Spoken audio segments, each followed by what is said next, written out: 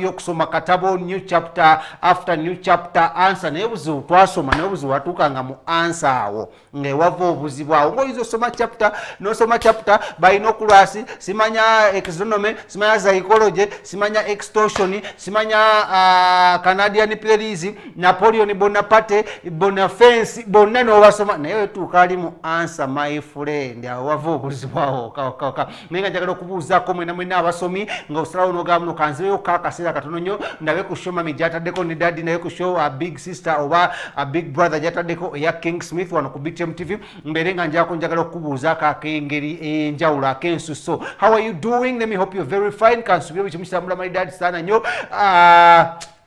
New curriculum mwe batwaleetya mwena abasomi naddala abakyali bange basomera ku Mengo Secondary mbagala nnyo Marcos Makere college namwe mbabuuzako mu ngeri y'enjawulo Sunsa Sigayaza Kira Luwansi Brightway Makere Highway College genda kusediza wali Mbogo High Mbogo Mixed Kawempe mwena njagala obbagamba mugamba mutya n'abasomesa bana. Thank you so much for teaching the young generation. Mbabuuzako mu ngeri y'enjawulo abo mumanyi nti oli musomesa ng'osomesa emiti gye Uganda ng'ogiwa time nga tewekuluntaliza muna njagala okugamba chokola kyamanya njagala okubuuzako mu ngeri eri super duper reda era nga gamuno. Thank you for the good job you're doing. Emiti gye gigumize kinasoma ngeri abaana abo by impacting so that one time they will live to testify about you and all your names nga batuusate mu bifo ebyaka byenyenyonga katwano weri. So njagala okugamba basomesa bange mwena tulina masiko nkubuuzako mu ngeri enjawulo wangambye ondaba nnyo yayi musomesa wange njagala okubuuzako mu ngeri enjawulo. Thank you so much for always watching you former student abera obi your former student obi obera somanaye.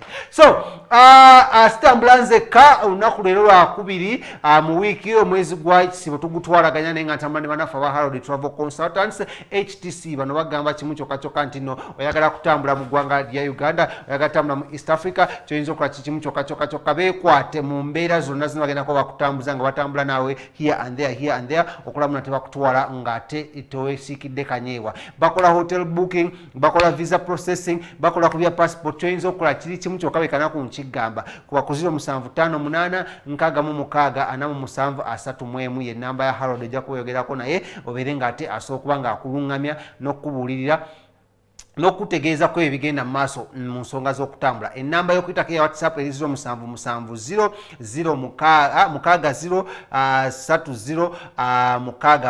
077063069 ya WhatsApp. Osinga audio note right away abeera akuddiramu awo ennyini gw'ayagala okubukulira ku ddoboozi yo kuba ku 0758 664731. Harold Travel Consultants, your number one travel partners wano mu ggwanga lya Uganda and the world at large. Buli continent tebalina gye batagenda so beekwate bajjako bakuyambako okulamu nate naawe obeera ng'obitambuza malidadi sana nnyo. So olunaku olwaleero amawulire nina mangi nnyo. I officially welcome you onto the show. Access is the beautiful show you're watching and my best of the best name is King Smith. Katawuno tuba tugitandise kasubira nga mmaze okwogera amannya gange n'okwanjula abateekamu akasente naye nga leero ku menu ennamba ninako mwana mulenzi manyiddwa nga Dax Cartel mumujjukira bulungi nnyo Sulaiman ono namubagambyeko ennaku lw'eggulu naye nga ngenda munoonyako olunaku lwaleero so mukuleetedde ku menu kwali nga yogera about fatherhood kitegeeza ki okuba nga oli taata mu maka ngenda kuba mukuleetera njogeddeko naye ku nsonga z'obusiramu vujuke mabegaawo.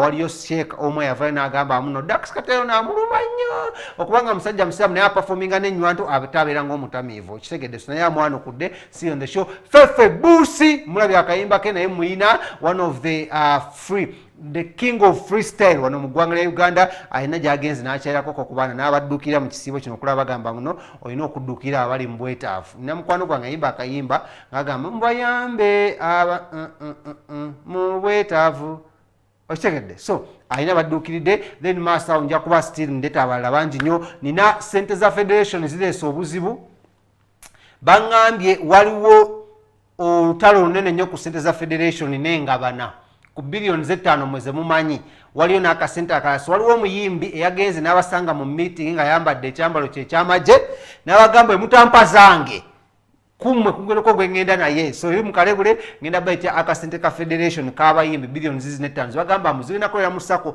naye waliwo akabinja k'abayimbi akatandise dozigabana otegedde bunnyo kuliko abakyala kuliko abaami kuliko bamaneja b'abayimbi. So akasente kano kanatuuka mu ssako y'abayimbi ebyo byonna wali mu kalebule ngenda kuba nzija mu maaso awatembere nga nkolaki nga mbikutuusako obeere nga obitegeera malidaadi saana nnyo. So katusimbule embalaasi nga bwegambye officially you're welcome to BTM Access. N'olw'ensonga eyo katandise ne mwana mulenzi amanyiddwa nga Fefe Busi. Fefe Busi ono being mbunno si lwakuba alinayo ekivulu but being the fact that muno wa mutima mulungi ayambye abantu bangi nnyo atajja azze adduukirira abantu abali mu bwetaavu, most so the young kids, the young people. Ebiseera mbadde byanyo ku TikTok okwo nga mulaba ayina ba MC babiri batera okubeera nako, omu bamuyita bayita Nubi MC oba Luwo MC n'omulala bayinyaga spell the word king K-I-N-G oyo bamuyita King. That guy erinnya si linvudde mutwe because he's so much on TikTok. Then waliwo n'omulala guy yali awayimbanga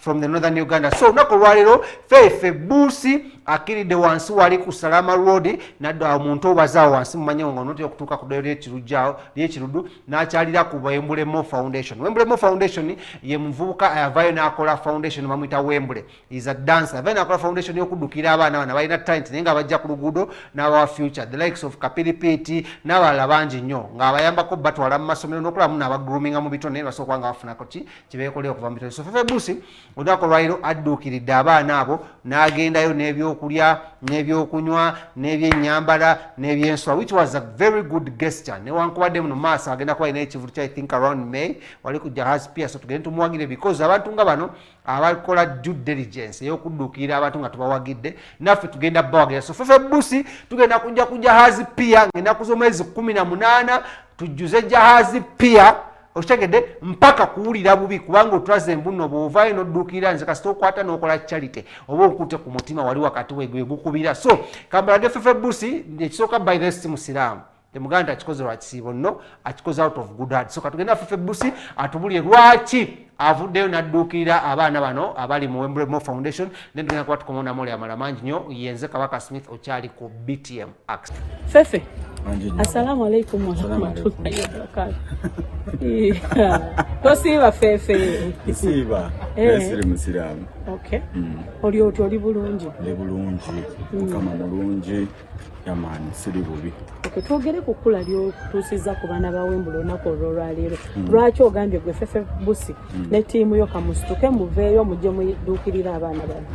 Ekisooka Wembule aludde ne bakolye lino nga simusalako mwana ate namusuubiza dda. Ate Wembule nange tuva wala nnyo nga tannakikuba nga temunnamanya linnya Wembule nga ne Fefe Busi era temunnamumanya nnyo. Twali naye nga tuyiriba kati okulaba nga yeekolamu omulimu afune ku bato banne oba ku bato bannaffe bakwatako nange kyankwatako.